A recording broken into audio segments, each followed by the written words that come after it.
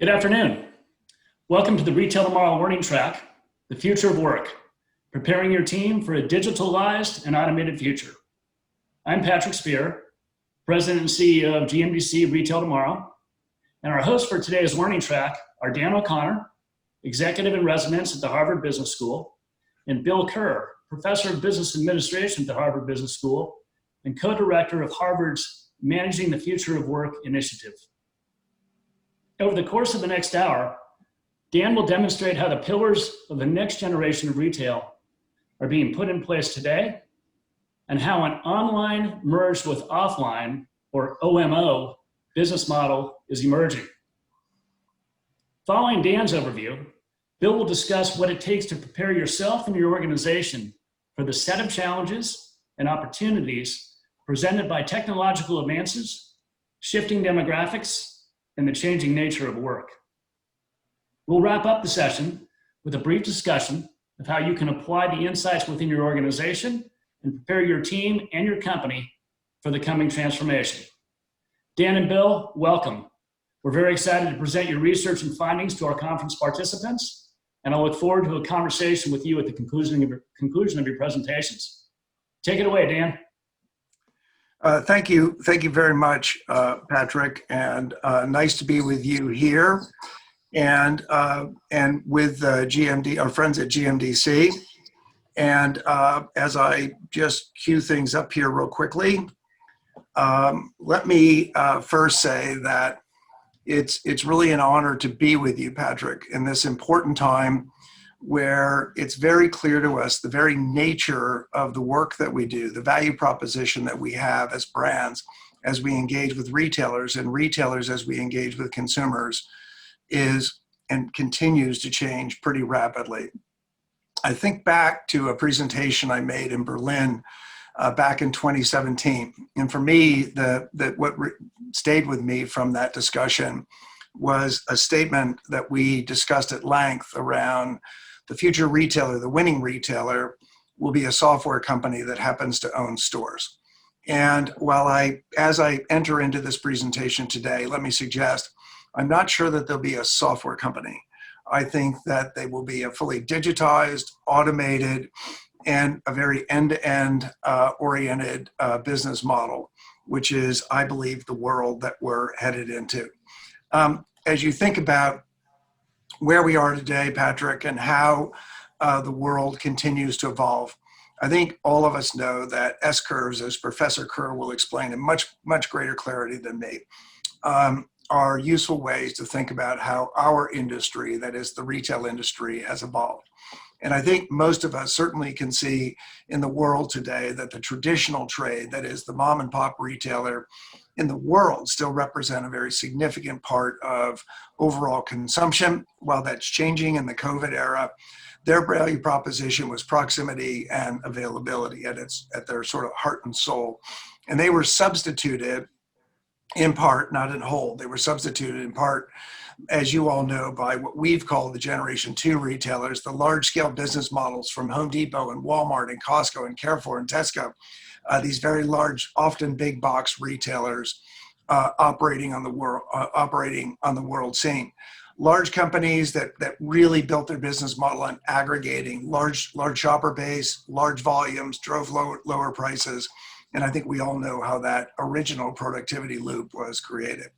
And beginning around 2000, it began to become very clear, as you all well know, that we were moving into another generation of retail, one that was all about digitization, the emergence in the US as Amazon as a new player, an emerging player in key categories such as books and publishing.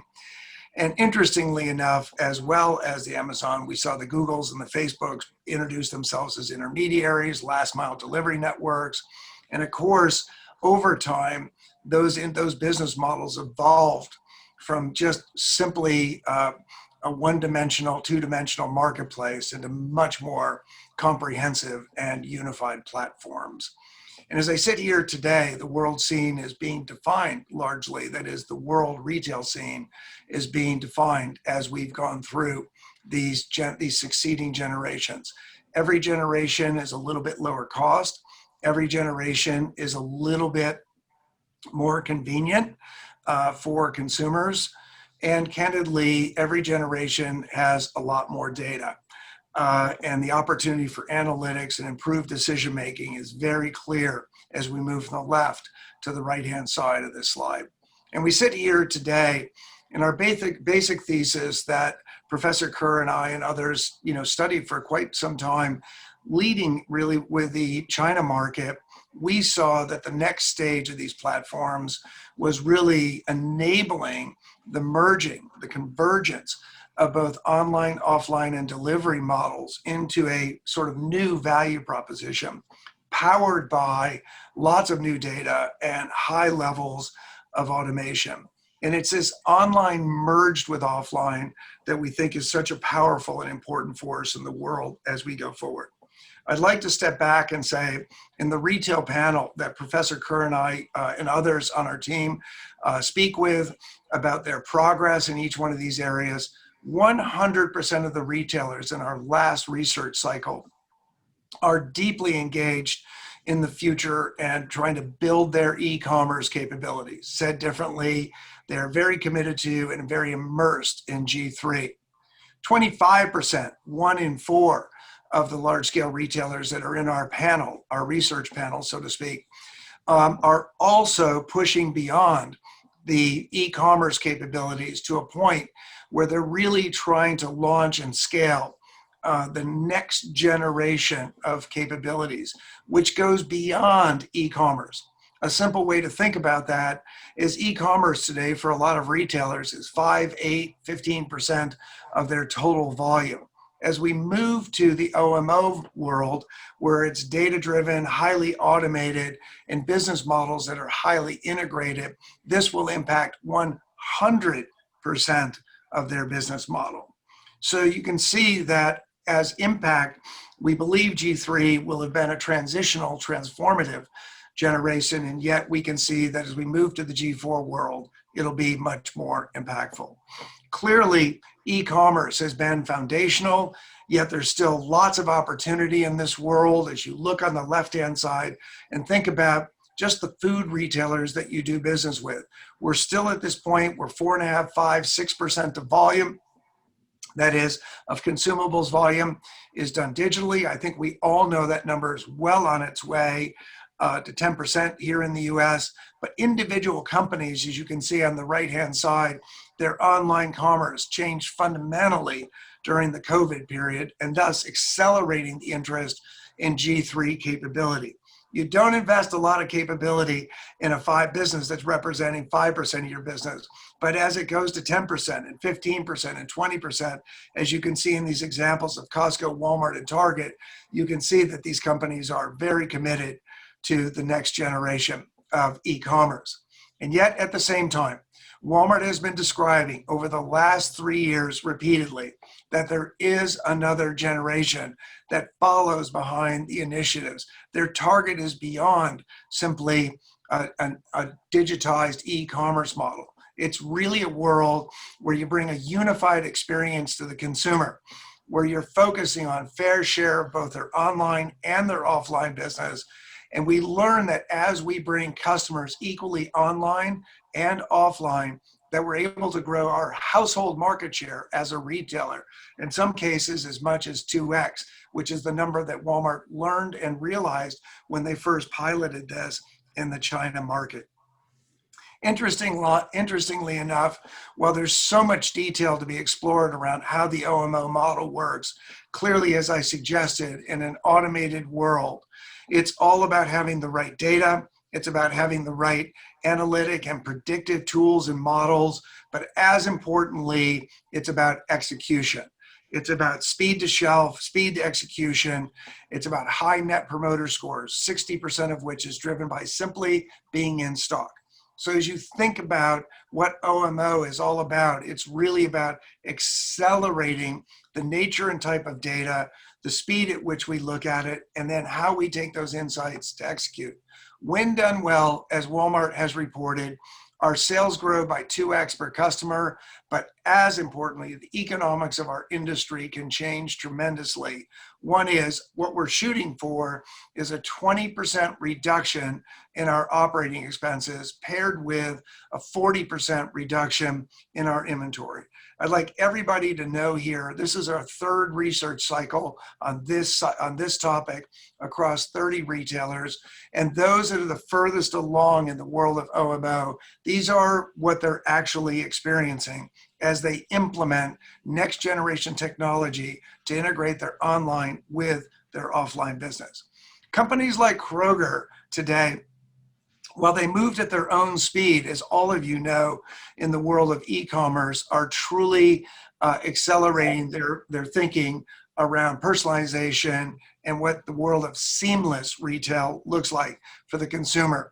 That is the ability to connect with anything, anytime, anywhere, how you want it, is clearly powered by a predictive model that helps Kroger think about what demand will look like, perhaps by consumer, certainly by community, and then staging inventory appropriately to fill this. These are just simple of examples.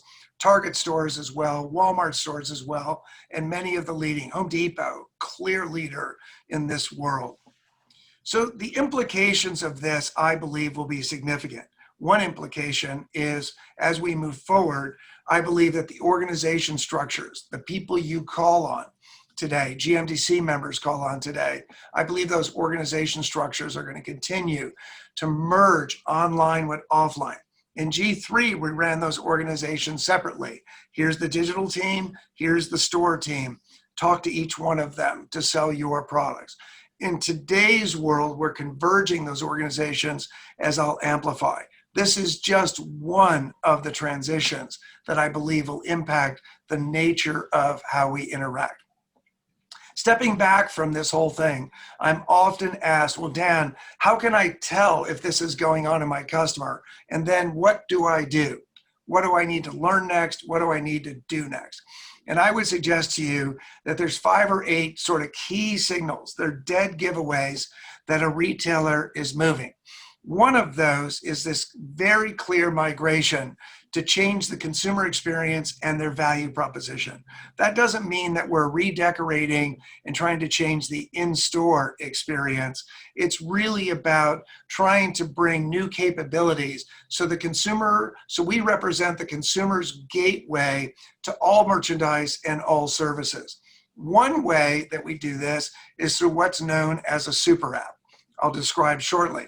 Another way we do that is we go beyond our store assortment. We go beyond our fulfillment or distribution center assortment, and we begin to add to our assortment what are called third-party or 3P assortments. And of course, as part of changing the experience, we use speed as a competitive advantage. The ability to order, pay, and arrange for delivery or pickup in 30-minute, 60-minute, 90-minute intervals, depending on where you live. Speed as an advantage. All of these taken together lead to a very different consumer experience. Briefly, as you think about what an app looks like, a super app, an app that is the gateway to everything that you need in your life, please consider the screen that you'd see in the world of Alibaba, where my friend's phone, who she shared with me so openly, it was very clear to me on this single screen here, I could discover my products, I could make payments, I can organize pickup and delivery, take out movies, taxi, travel, everything in my life could be organized on a single screen. Interestingly, many of you would say, well, that's China. And I'd say, well, welcome to the US. Because the strategy that we see happening in companies like Walmart and now Amazon is they're converging all of their apps, all of their capabilities into a unified super app where the screen, that single screen in front of you, becomes the gateway to everything that this retailer, this services company can bring into your life. This is a pillar of this new seamless shopping, and you'll see retailers adding, for example, TikTok to this kind of screen because it gives you one more reason to open the Walmart app, as we'll talk about. Adding gaming because it gives you one more way to connect and to go through their apps. A second part of changing the experience I mentioned was adding 3P items, third-party items. Kroger, Target, Walmart, retailers across Europe have their core assortments for their store-based businesses. And yet Walmart, for example, in the US has added 55 million third-party items to their .com business, being managed by a merged on and offline merchandising team across 55 categories. Limitless choice for consumers that are looking for long tail merchandise. Excuse me. Interestingly, while these are early days and we have lots to learn about this, what we can see clearly as we go, for example, on the Walmart.com page and we look at these, is that this not only does this fundamentally make this retailer more of a one-stop shop, one more reason to go through their super app, but at the same time, it gives you alternative sellers for the same item. And so just like in the Amazon marketplace, Walmart is bringing the notion of competitive assortments, competitive pricing and promotion onto its super app.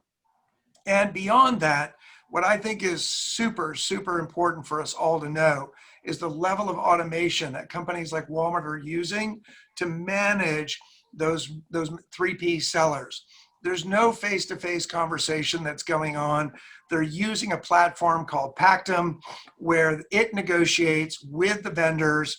It sets the assortment, the terms, the conditions, and the vendor, that is the third-party seller, decides then what services they want to subscribe to, and all of that is packaged into a unified agreement that's provided by Pactum, now the back end of the 3P marketplace, changing forever perhaps the way that buyers and sellers come to agreement using digital automation tools powered by AI.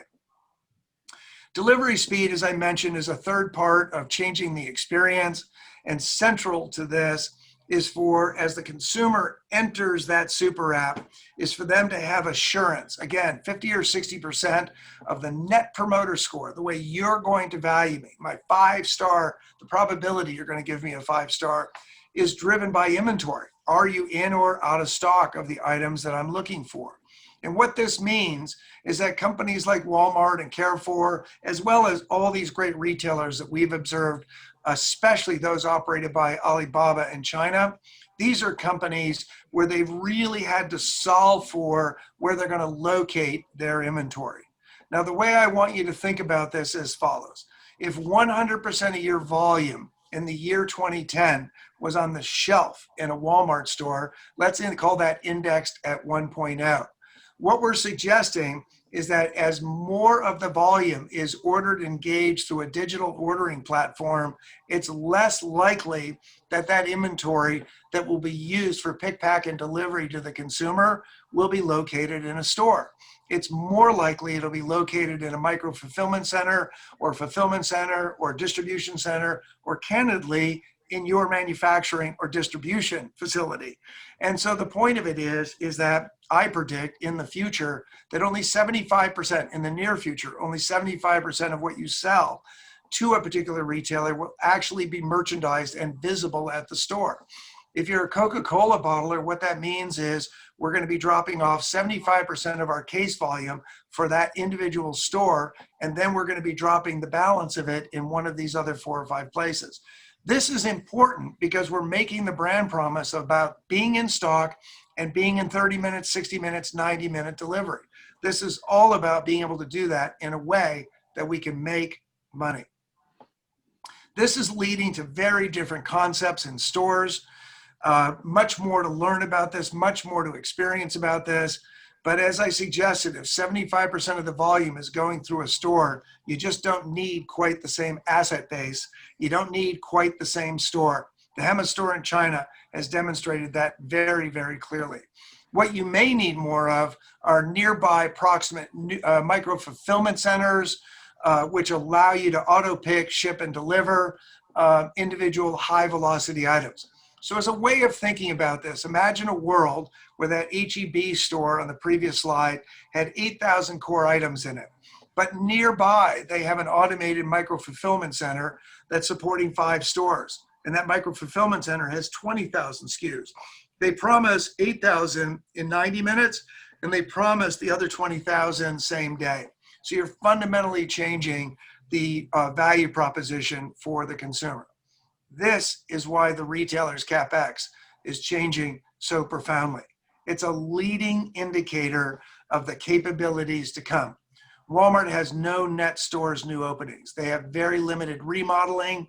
They're not trying to change the experience from where we are today beyond normal maintenance. They're all about OMO, the ability to bring online with offline and use speed as a competitive advantage. What powers this is automation. And so the second leading indicator is new capabilities, part of which is this world of automation. Walmart and others are out in the marketplace building very substantial teams of data strategists, data scientists, and automation experts to use across their companies.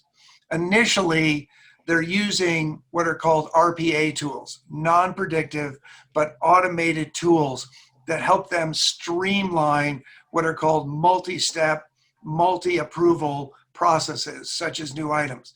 I don't know how many of you are aware, but I know when you fill out those new item forms, if you look at how they bounce around inside of a retailer's organization and how long that takes, it can be 90 days from the day you submit that to the day that that item file is really live on that retailer's system. In the world we're heading into where they're using RPA, simple, non-predictive, but automated tools, these multi-step processes are managed by automation and really streamline how work gets done, thereby freeing up hundreds of people to do new and more interesting activities. In the predictive world, what's really hard is to take a great prediction and then make sure that it's executed at the shelf, executed in the store. In the digital world, I think all of you know, what we know clearly is a change in an assortment, a change in pricing, a change in a promotion. That shows up right away on the app. It shows up right away on the .com. And yet in the physical world, we don't have that same kind of assurance. And yet in the world we're moving into, automation is clearly being linked and integrated with what's called workforce management tools. And so on assortment, I can use lots of merchandising analytic and then workforce management tools. When that assortment decision's made, the planogram and the shelf are impacted. I make a pricing decision today, which are largely automated, and it goes directly to an electronic shelf tag. Same with promotion, same with schematics, same with inventory management tools. All of this, the work routines are changing the way they work. Analytics and data are being used to make the decision. Workforce management tools are the bridge between that decision and what happens at the shelf. I predict we're going to see fundamental change in the large retailers as these retailers make it clear to all manufacturers that the people in their store are individually addressable in terms of what work they're doing now and the work they're going to do next through the handsets that they carry. In the world of data and automation, there's no question that data is the power, it's the engine. And today, first-party data, that is data where the consumer or the source of the data has permissioned the data, is the center of everything. I can't tell you how many years I've been in Walmart, 1988, 1992, and back then there was all sorts of discussion, and every decade it would come up, maybe we should do loyalty. And yet, as we looked at that business, it was perceived that it added cost without added benefit for the consumer. And yet today, what's so interesting, maybe the most profound shift I've ever seen in that company's pivoting, is their ability to accept that first-party data is central to all of what we've just discussed. And so what have they launched? They've launched Walmart Plus. Walmart Plus gives them the ability to get a more complete picture on their consumers, bring new benefits to the consumer, but most importantly, it brings first-party data. Why is this so important? Because all of this data links ultimately to insights about the consumer. And insights to the consumer help us improve that consumer's experience. So for example, the simple assignment of product attributes what the terms are that a consumer searches for. So instead of relying on the vendor who set up that new item to tell me what the item attributes are, I now have data and analytics coming out of my first party data that help me understand what the key search terms were, what words the consumer uses to define the category. And then I use those, as you can see here, under health facts and benefits and sustainability claims. Those are not words that came from the brands. Those are words that came from the consumer experience, how they shopped and how they browsed. We're using this data to change the way consumers engage. One day, and not too far into the future, all of this data will come into a predictive model that'll help the merchant really decide what the best decisions are. Exactly what's happening in the online space, I predict, will come into the offline space. Change a decision, change an assortment, change a pricing decision, all of those can now be evaluated in the world of AI so that we really get a predictive score, and it helps the merchant really decide how they want to move forward. I believe this is going to show up in lots of different processes, and particularly in the way that supply chains work, and it's particularly in the way that demand generation routines, how you are asked to invest your trade spend, how you are asked to invest your marketing spend, and candidly, how merchandising analytics, core routines like category management routines, will be redefined from the top down. That doesn't mean the category managers are redefining it. It means that this movement to better data, better models and analytics, and speed to decision and execution will require a different approach, a much more enhanced. And categories, candidly, will become less important as tools allow us to look one item at a time in a much more simplified way, as opposed to managing at subcategory, fine line, or at a category level. As I suggested, this all leads to new organization structures, a story for another day, but there's plenty of examples where online and offline organizations are being brought together, and where the structure of those teams is changing fundamentally, where merchandising analytics is being supplemented at a rate that is hard to understand and see. The addition of analysts, the addition of data scientists, data strategists, in a world, an organization where the category manager has now become the category CEO of both on and offline, and everything that that impacts the consumer experience. The category CEO is the leader and owns the item P&L.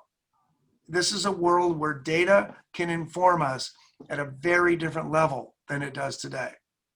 As we look at the world today, the present world today, clearly there's a lot of reasons and a lot of things that we can see in the market that we think will, continue to drive forward the advancement of e-commerce, G3 principles, capabilities, and at the same time, 25% of your customers, often the largest companies, will continue to invest in capability that'll take up their sales per customer by 2%, will take down their OPEX by 20%, and will take down their on-hand inventories by 40% while distributing it across new pick and pack and delivery points. We think in the world today, there'll be about 20 or 30 customers of yours where this is going to be super visible. It'll be easy for you to see this, everything I've described and more. We think in 5 years from today that there'll be another wave of the so-called mid-scale retailers who don't have the capability or candidly the organizations today, the size of the organization or the capital to move forward with this kind of renovation. It's these two waves that I think will have such a profound impact. For those of you that are running companies today, feel comfortable that all of us are going to have to really think about what the impacts are on our organizations, on our value creation models, and how we are going to compete. And what I'd suggest to you is that all of us are going to have to really think about how we create value beyond our product, beyond our product, our package, our price, and our promotion. And the influencing tools that we're going to use, such as category management, I've suggested are going to change. There's going to be a new influencing portfolio, and it's not vendor influencing portfolio, and it's not going to be called category management. It is something that's going to be profoundly different, that's going to require a different way of thinking. Thank you very much, Patrick.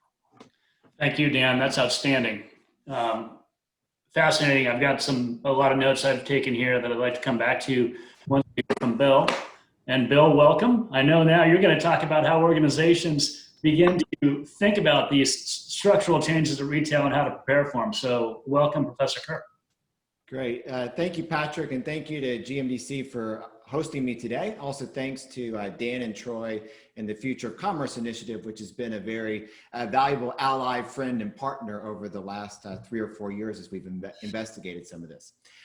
My time today is going to be brief, and so I want to just set up a little bit of what we do at HBS. I'll tell you a little bit about how I'm going to try to follow Dan, and then we'll get into some case examples.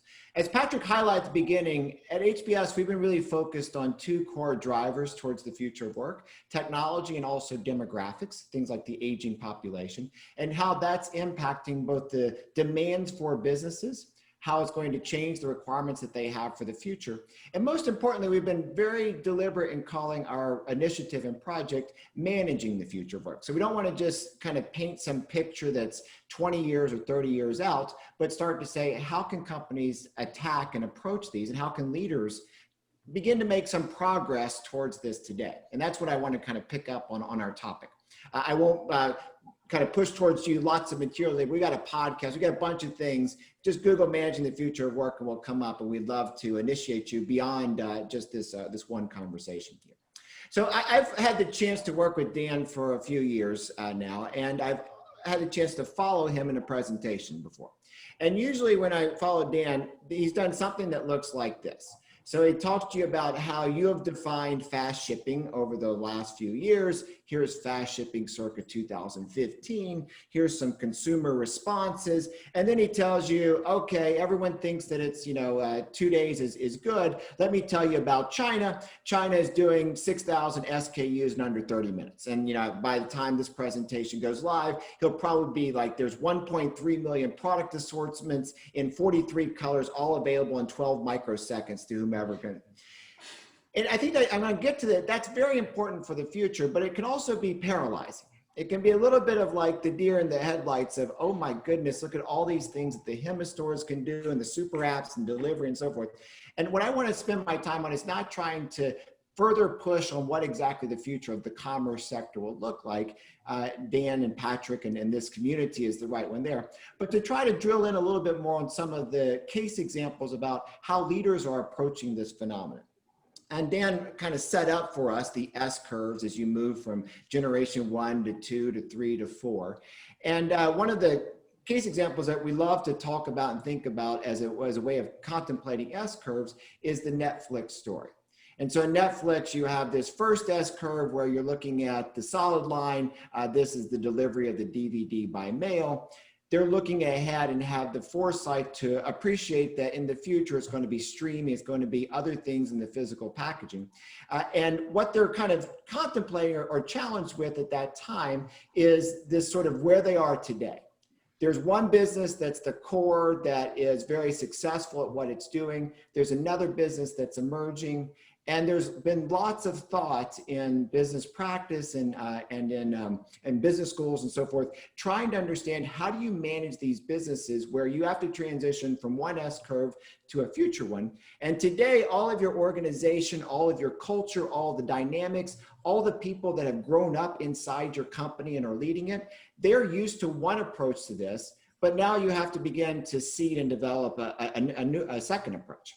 And this is not just true in the Netflix story or in the retail commerce story. You can think about automotive sector today as we're moving from cars based upon gasoline to electric vehicles or to autonomous vehicles in the future. How can you make this transition when you need to do things in a different way? Because your organization is very well set up to do what it does right now. It's hard to make it morph to the future.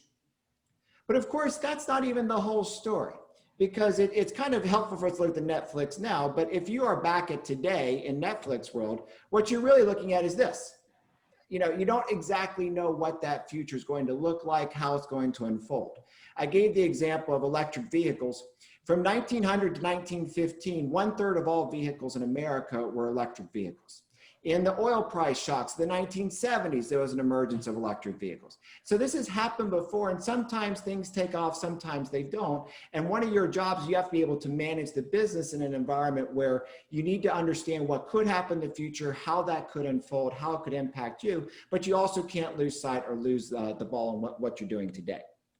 So what I'd like to kind of share some examples around are thinking about 3 sort of skill sets for the future. Picks up upon where Dan left off with that last slide, and want to describe to you thinking about how to make sense of the future. Like how can we begin to develop an intuition for what the new environment will look like?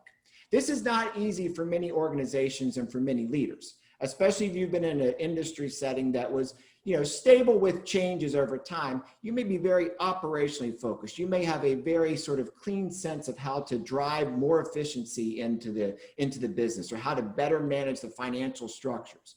But being asked to sort of broaden the perspective and try to make sense of a new environment, it's hard. So we want to understand how you can be exposed to the frontier, how you can start asking the right questions, think about some of those dynamics. The next thing I want to kind of dwell upon is, how do you think about learning what works for you? Because not everything that Dan just mentioned will necessarily work for your organization. And so trying to identify, how can you identify what will work and then scale that up, double down on that particular driver as a way towards the future? How can you engage in experimentation? And as I'll get to, actually allow for experiments to work or not work, which is a very big challenge. And then I want to think about kind of going beyond that to take the next step in terms of new forms of organizational behavior, incorporating new talent, and so forth. This will be a whirlwind through some case examples, but we'll give you a slide at the end to kind of think about where you could go for some additional learning and information. So one of the places that when I think about what Dan is showing you in the preceding presentation and in the other work that he does with you, is he's helping you to learn about the future. If you take any one of these S curves, and or this is kind of a diffusion curve, where you're moving from the lead users in a segment to the early adopters to the routine users and ultimately the laggards, there's a diffusion process for new technologies, new ways of work that make it through there. And people always want to kind of have an impression about or understand about, where can I go and observe what is going to happen around the corner? How can I begin to develop that sense of seeing around the corner? And the kind of notion of learning about lead users, be it the China commerce sector today, or be it going into other sectors that are also being influenced by digitization, maybe in a more advanced state than where the retail commerce and distribution wholesale segments are right now. Looking around that corner helps you observe the things that are going to be coming ahead. And what you want to be able to then do is kind of digest, is this something that I need to get working on now because it's going to take a long time to build up the capabilities? I've got to get the skill base. It could be something that's very strategic for the future. Or in other cases, it may be, this is something that's going to come, but I think I'm going to be okay to act upon it when it's starting to become more pervasive in the segment. There's going to be service providers. There's going to be vendors that are going to help me do this kind of, it's not going to be a critical advantage. So trying to not only observe what's around the corner, but then think about, how's that going to then impact my particular business here. As you go around this, looking around the corner, you also need to be cognizant that the future has multiple faces. One of the case examples that we've worked with, and it very much picks upon Dan's presentation, is Walmart, and how Walmart as an organization has several different variants that are all under one sort of company at the same time. The images on the right-hand side of this screen are the very advanced part, the pickup towers. That was a visual that was in Dan's presentation. The advanced robotics that they're using for scanning and pricing and cleaning and so forth. The virtual reality that they brought into all of their US stores to help with employee training. But there's also other parts of Walmart that remain very labor intensive, especially in environments that are outside of very hyper competitive markets, where they don't necessarily have the necessary bleeding edge to adopt the technology. And so as you think about this kind of connection between technology and demographics, and I wish I could spend more time trying to dissect that right now, but just as you think about that, recognize that the future is going to proceed at different paces in different environments. And one of your jobs as a leader is to digest and project how you think this is going to play out in your place. And that ultimately is going to lead you into, I think, a really important question, which is you're going to have to address what speed you think is necessary. And in similar segments, similar industries, similar spaces, we observe companies approaching in different ways. This is a setting that comes from the banking industry. We wrote a case study about ING Netherlands, which is a large European bank. ING's fundamental belief was that they had to have their app be as good as Uber's app. So that whatever kind of the leading edge of app development was, the way customers and consumers kind of interacted with an app, that was going to be expected of the banks in the future.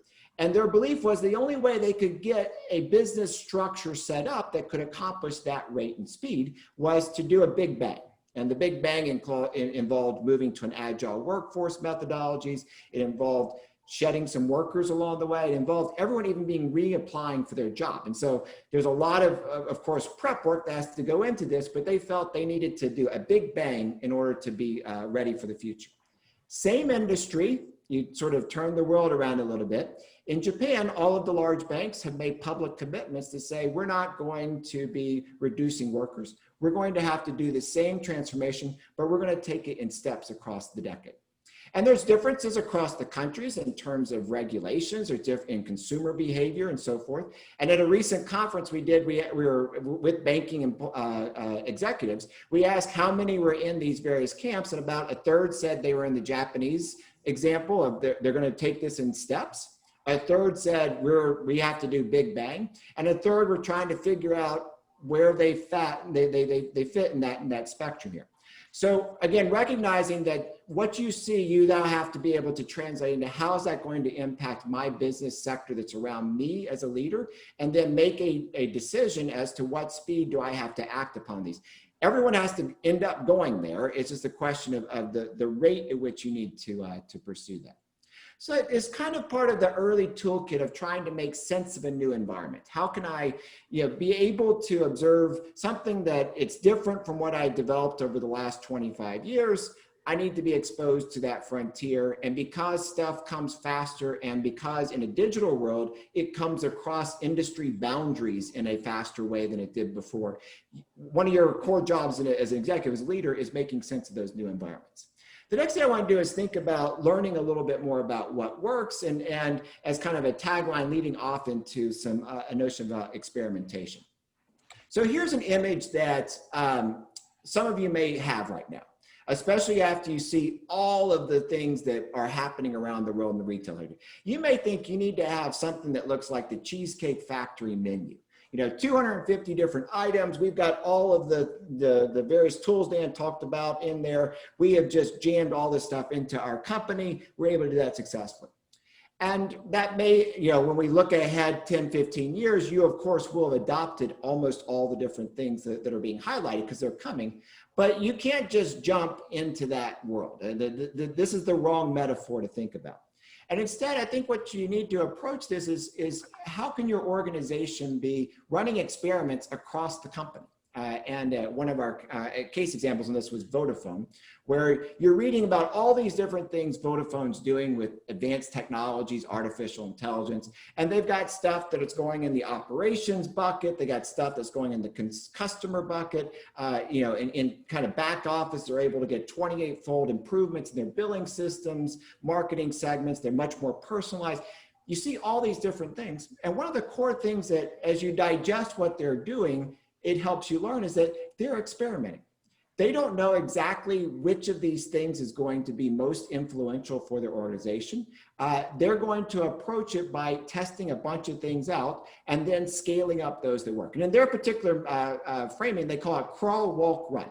So they're going to start by, in one of their countries or in one of their city environments, they're going to try something out. If it works there, they move it to 3 countries. And if it works there and they can handle different languages and all the other kind of stuff, at that point, they then work to really scale this up to across the whole Vodafone organization.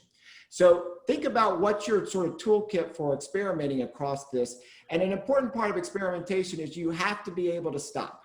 I don't have enough time to belabor that sufficiently today, but it's critically important, whether it's an A/B test online, whether it's an experiment around a new concept in a store, you have got to be able to stop doing something for experimentation to work. And that requires you to have a portfolio, have a right approach towards managing that. And I'm going to ask you whether this looks similar. When you ask Vodafone how their HR, how their organization needs to change its culture, what's the from to category here, you see a lot of the things that we're highlighting. So they have to move from being an internally best practice focused organization, finding the stuff that across their operations they were doing best and trying to share that knowledge. They're still going to do it, but increasingly the external radar is vital. Move to a more customer product centric organization, move towards experiment and pilots. So you just don't increment last year's budget. You need to think more carefully about things like zero-based budgeting. How do you go back and really think about whether you need stuff and also make sense and define the future? You're going to move more out of old rules of thumb, old ways of using 30 years of experience and a bunch of gray hair to make a decision, to thinking about analytics and judgment. Judgment remains very important, but it changes. So it could be judgment about, do I have enough information to now act? Do I trust this data set versus that data set? How can I empower the group to go out and get proprietary new data? So the judgment's still vital, but it's different than the old rules of thumb. It's judgment about how to manage that organization. And then finally, I think perhaps most importantly, not neglected because it's the bottom, it's about moving from a world where you say, I know how to do everything. There's a hierarchy here, there's command. I need you guys to function and work the way that we've set up, to one where I may not know everything as the leader. I may have to rely on young talent to help me identify what that future looks like. And so how can you give empowerment and coaching to them and also yourself be coached? A couple things that this organization did, for example, is they had a cascading model where their senior leaders, very much like this program that we have today, the senior leaders are trying to see what the future looks like. They then have an education model that cascades through the organization to share it more broadly. And likewise, senior leaders need to have a way of learning about the things that they don't know and may even be a little too scared to ask. And so in their case, they have a lovely program called Digital Ninjas, where all of their top leaders are paired with a very young, early 20-something employee that's very digitally savvy. And the senior leaders providing career advice down, and in the privacy of their office with the door closed, they can ask that digital ninja something like, yeah, how does Twitter work? So they're able to learn and share the mentoring both ways. And so you have to be able to be more open as an HR and an organization to pursue this. And ultimately, you're getting a lot of kind of very similar questions of how do we achieve the digital customer intimacy? Legacy IT systems are a big part or big challenge in any organizational transformation. You need to be thinking about that. What's the new work required, allocating capital better? A lot of very consistent themes with what Dan just described. My sort of goal here is to say, you need to have some, a la our very first conversation about sense making, you need to have some vision, some roadmap as to how you think this is going to play out. What scenarios do the future look like? How can you make robust actions towards those scenarios? Meaning that the more something is consistent across multiple visions of how the future could work, that's the stuff to prioritize first. And then second off, being in your organization, there's a long history of trying things out, technologies come in, so forth. It doesn't work. How can you experiment and make sure that you get the right fit in your organization and then work to scale it up from there? And the last thing I want to do is kind of move towards kind of taking the next step, a very broad kind of a vision towards the future. Because ultimately, to go back to Netflix example, you can look at the future of the retail sector, the commerce sector, and you're going to observe it will be different. G1 moved to G2, G2s to G3, G3 to G4, and so forth, and so that horizon. So I want to share a couple of examples of how companies have been thinking about some of these organizational arrangements. One of the first ones that we've had the privilege of talking with and working with is Procter & Gamble. I'm going to use for this particular segment both P&G and Unilever, which have been very good friends to us in the organization. So I think a baseline thing to go back to this experiments and the things we've described. There's going to be stuff that's digital, it's app-based. You now have an opportunity to interact with the customer the way that you didn't before. You have to think about new product design for the OMO type world. You're going to be thinking about greater data and the ability to identify shortcomings and gaps. So you got a lot of these types of trials and experiments. But what I find more compelling also about the P&G story is their work to design what could be a new system for them. And they had a very matrix-driven organization that had been just perfect for the G3 world in kind of the future of commerce type framework, where they had a very strong regional lead, very strong product lead. They also had key client, key customer accounts. They had a very strong structure that has been built and designed for this. And one of the challenges that they were encountering is that they felt like that system wasn't moving fast enough for where they needed to go in the future. And this is all just taken from their investor relations. They're very public in trying to talk about this. One of their choices was, we need to think about how to create a new design that is more efficient for this era. And here's the simplest print of how they were working to set that up. One was to focus in 70% of their business creating end-to-end category leads. So putting the detergent brand in charge of the business, or FemCare or others, put it in charge of the business. And it's still very important who the account lead is, who the geographic lead, and so forth. But somebody's going to be more leading this kind of charge. And also, we're going to focus on prioritizing the communication flows that happen in there. In any organizational form, you have to be designing what is the most critical sort of dimension or spectrum of information flow, and how can I align that to be most effective, and then overcome kind of where that creates its own shortcomings. And so here you're seeing how that information flow. This is not easy to do. To go from the previous structure into a new structure requires a lot of thought, a lot of design. You may have some pushback from some senior leaders, so it requires it's a challenge to do. The other thing I want to highlight, though, is that even in this setting, it wasn't a one-size-fits-all framework. So they recognized that in another 30% of their business, that the end-to-end that category approach was not going to work. And so they had to have some flexibility. And so they designed the freedom in the framework type world to operate around that. And so I'm kind of urging you, as you think about this, think about in your company what needs to be prioritized, how you could design it in the most consistent manner possible for that work, and then also recognize where it doesn't work and be just explicit that we need something different that can sit in that environment. In the Unilever case, they're by the way going through many similar kinds of organizational transformations. What I want to pull from their story is a couple of things around. One, there's often different employee type relationships today and approaches towards worker staffing than what we've done in the past. And so in their background story, there's one where they want to have employees be much more involved in how they're approaching the change. It's not top down, it's not paternalistic. I need to have the employees help build up and create how we're approaching that future. I want labor unions and organizations to be involved from the beginning. A second thing, which is very vital for thinking about why people want to come work for you is, and how you can prepare them for the digital future, is thinking about lifelong learning, critical skills, kind of putting more infrastructure in place to help people on their employment journey. One of the powerful things about the digital world is that it allows for more competition across industry boundaries for employees than what we've had in the past. And so you can see people jump across boundaries of industries that traditionally would have been higher. And that's a great opportunity for you in terms of drawing talent in. It also creates this greater demand upon you to provide them the right career steps and opportunities that lie ahead. And then the last kind of, and perhaps most important from a financial perspective, was also thinking about how can they redefine what type of work that they need to have. Not have the default always be we have to have a full-time worker that we're bringing on the payroll, but use things like digital labor platforms to reach out to more gig-based work, more contract work. Try to take advantage of the greater menu of options that are out there in terms of how people can work.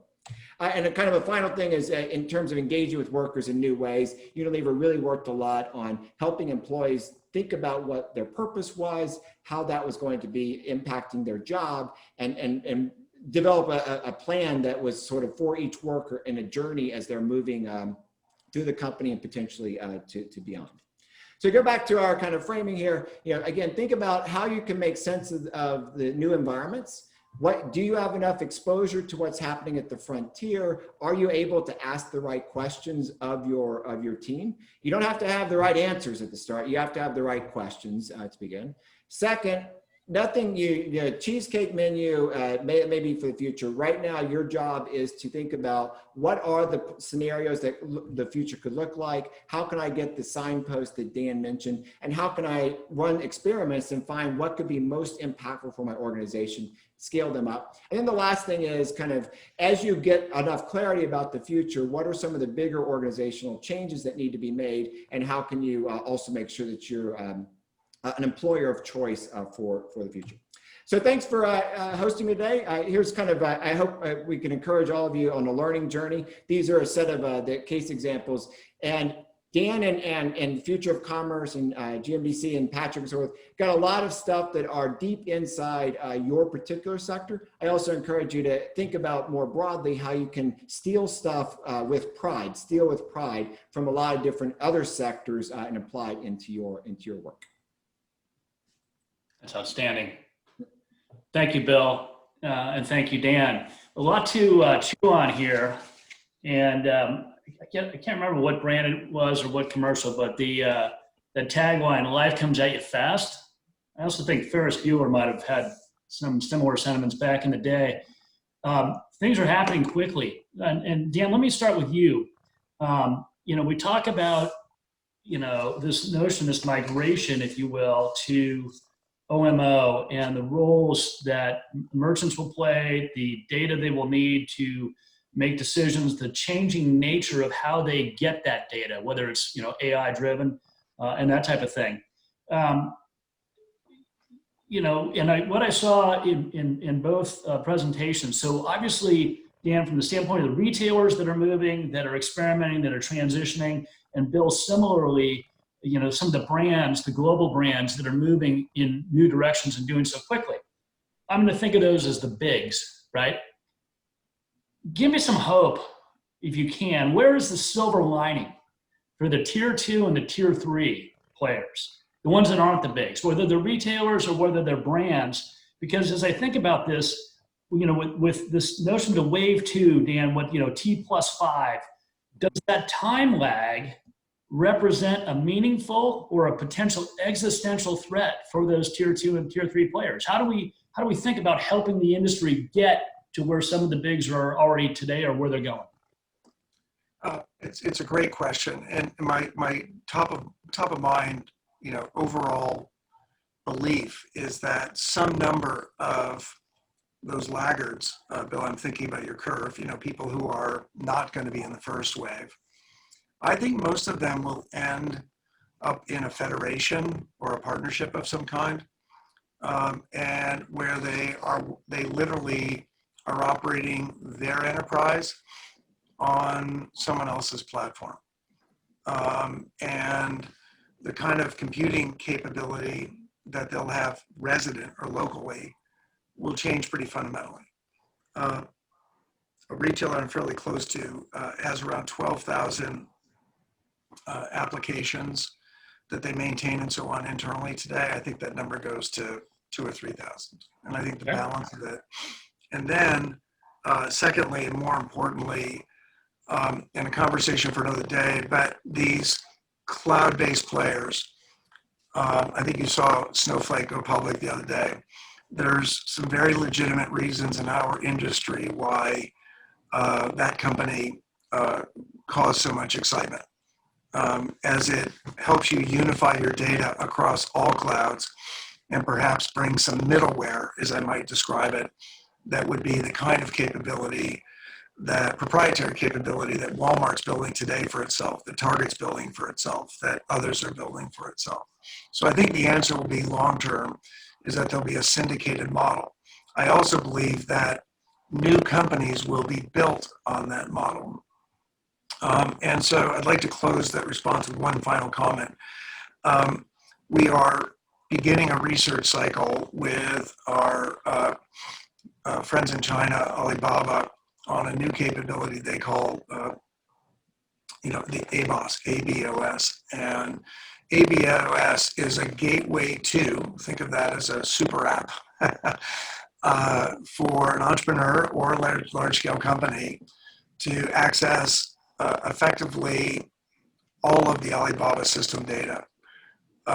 And so that's what comes off of Tmall. It's what, just all the data in one place, unified around a consumer ID, unified around product IDs, and so on. And the point is that this would allow a very large company, if you're a brand, or a very small company.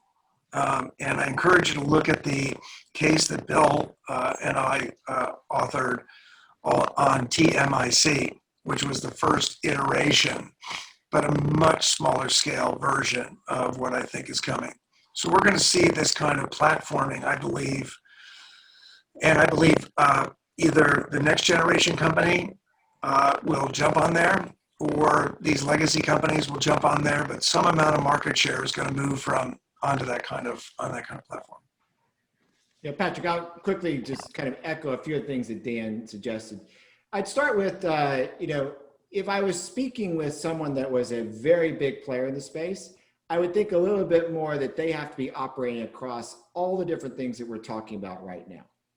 When you move to, tier 2, tier 3, then you have I want to always get a sense of what makes you special right now. Like why are the customers so excited, consumers so excited to be in your store and your operations, and what makes your distribution center special?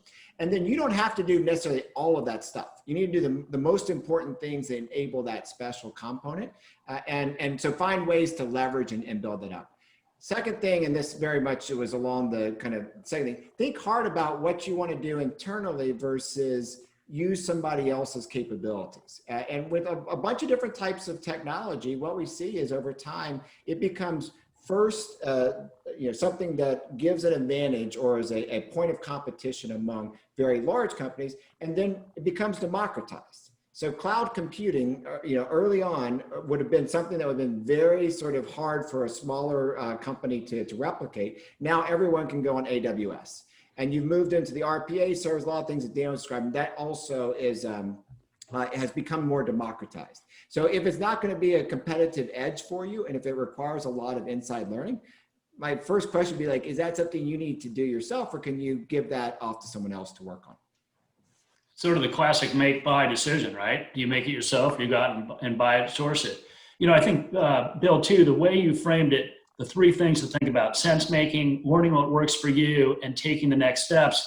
But also your comment around do not be paralyzed by the speed with which things are moving, because that's easy to do, right? We think, oh my gosh, I don't know where to start. There's too much to try and digest. And then you got to back away. I think in really what both of you are saying is think about where and how you partner. Think about taking that step. Think about what you're going to stop doing. If you're going to experiment, you got to be able to stop doing something, right? So that as overwhelming as all of this might seem to some, the fact is what you guys have identified is a process, a mindset that enables organization to make this transition. Yeah. Yeah, I'll jump in, Patrick, and say, I think the biggest thing that causes people to freeze up is this very natural notion to say, think I have to have all of that figured out before I can start asking the company to change. Your job is to get people working on those challenges or those opportunities that you face, asking the right questions, putting a process in place to learn, discover, crawl, walk, run. As long as you can get that structure set up, then your organization can start moving in the right path. Yeah, I'm coming at it, maybe perhaps just a little more from the industry out. I would say that, Patrick, the essence of the issue for many of your brands will be increasingly the notion of superior packaging, superior product, superior price, promotion, like really having those things right is will credential you to engage in other sort of influencing activities. But these are the gateway foundational, and just don't lose track of that by anything that we're saying. Understand that product supply is maybe the most important subject that's going on in all my retail calls today. Yeah. And the board work we do and so on is, you know, supply, supply, supply. And so if you get that right, then the question is, what do we do to go beyond so that we really have, and historically that's included things like shopper marketing routines and category management routines and revenue management routines, you know, things that we do to engage with our customers, meetings like GMDC. And the fact is, as we move forward, I think once you've got these foundational concepts really optimized for the environment you're in, then I think we've got to think about what the new influencing model looks like. Because there's one thing that's very for sure, is that things like planograms and category management, you know, these kind of the value of shopper marketing activities. I don't need you to segment shoppers for me in a well-designed merchandising analytics environment. What I need is going to be very different. Maybe new data, different data I don't have today, data I don't have permission to use today. You know, first-party data. These are the things that I think will ultimately be part of the new influencing model and the exploration, candidly. So from GMDC's point of view, how do we get to best product? How do we get to best packaging? How do we get to best messaging? How do we get to best supply? And then how do we get to the next level of influencing, assuming that face-to-face relationships decline? There just aren't as many. Great insights, gentlemen. I want to thank you for your time today. And what I'd like to offer up or place out there for your consideration is perhaps we can do this again and continue the conversation within our membership. And as you guys continue to build out your insights, your case studies, and the work you provide for the industry, this has been absolutely fascinating. I'm grateful for your time, and I look forward to continuing the conversation. So Dan O'Connor, Professor Bill Kerr, thank you very much. Thank you, Patrick. Good to be with you. Great day.